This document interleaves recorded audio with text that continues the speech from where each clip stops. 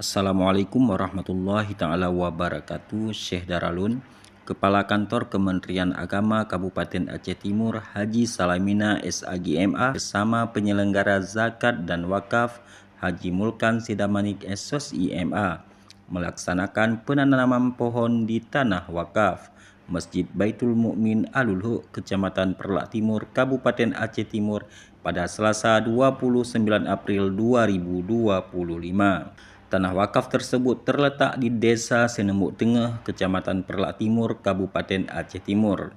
Untuk diketahui, penanaman pohon wakaf tersebut merupakan program yang dicanangkan oleh Kanwil Kemenak Aceh.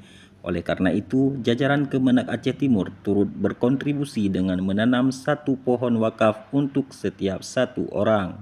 Hadir dalam kesempatan tersebut, Kepala Kantor Kementerian Agama Kabupaten Aceh Timur, PLT Kasubag TU, para kasih dan penyelenggara zakat dan wakaf, perwakilan Kepala KUA dan penghulu, penyuluh agama Islam PNS dan P3K se-Aceh Timur, Camat Perlak Timur, Koramil Perlak Timur, Gesik Perlak Timur, dan Babinsa serta Babin Kaptimmas dari Kecamatan Perlak Timur.